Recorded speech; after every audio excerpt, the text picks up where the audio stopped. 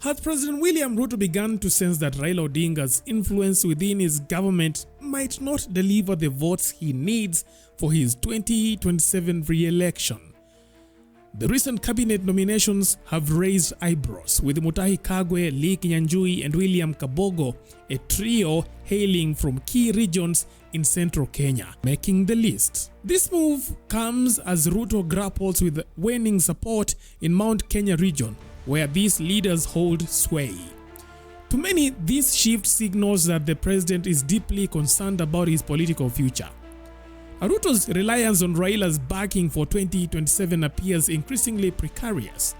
Raila, currently focused on securing the African Union Commission AUC chair, presents a double-edged sword for Ruto. If Raila wins the AU seat, Ruto could claim credit, potentially swaying Raila's followers to his side. However, if Raila loses, it could leave his supporters angry, making it even harder for Ruto to convince them to back him in the next elections. Why would Raila's followers trust a president who failed to deliver a promised victory for their leader? To avoid being left in the cold if Raila loses the seat, the president had no choice but to start mending fences with central Kenya to maintain his 2022 voting base. And by appointing Lee Kinyanjui, William Kabogo and Mutahi Kagwe, the president hopes that he will still have an upper hand in the 2027 general elections, just in case Raila Odinga doesn't get the seat. But will the central region trust the president once again? Let's find out.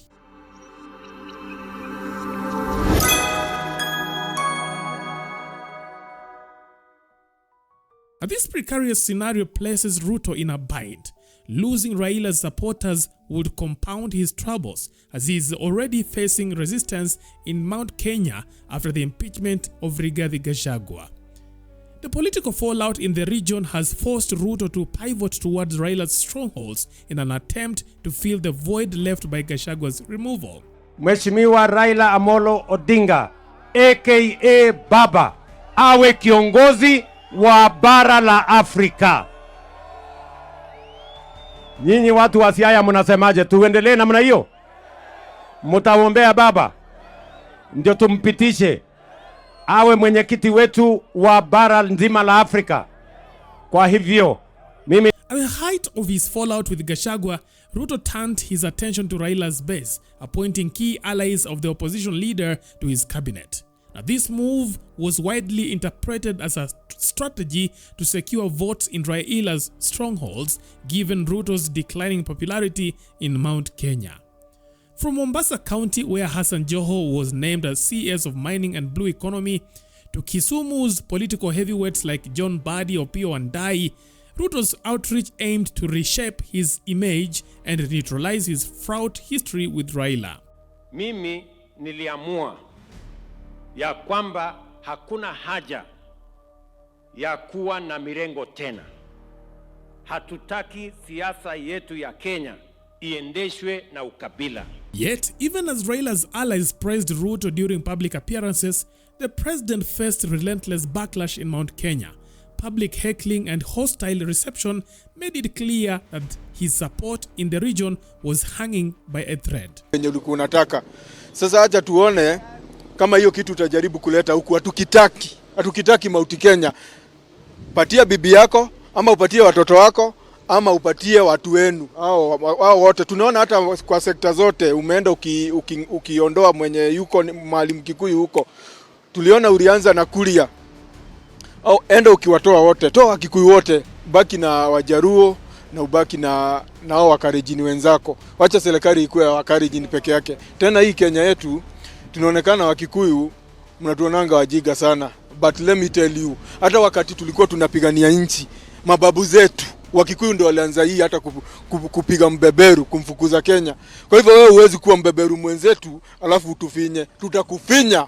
Facing mounting pressure, Ruto has now shifted gears, seeking to rebuild bridges in Mount Kenya by appointing allies of former President Uhuru Kenyatta, long regarded as the region's kingpin. Now, Mutahi Kagwe, Lee Kinyanjui and William Kabogo are seen as Ruto's emissaries to calm the storm in central Kenya.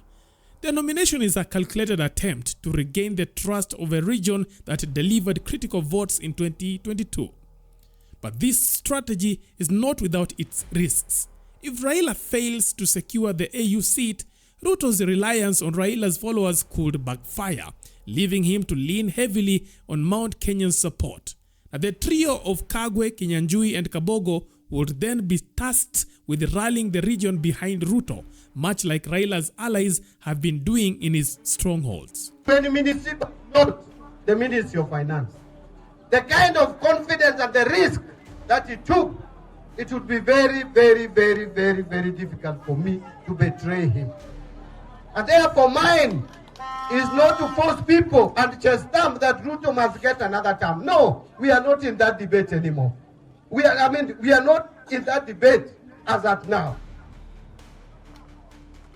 What I want is to work for him, to make things that are not working work.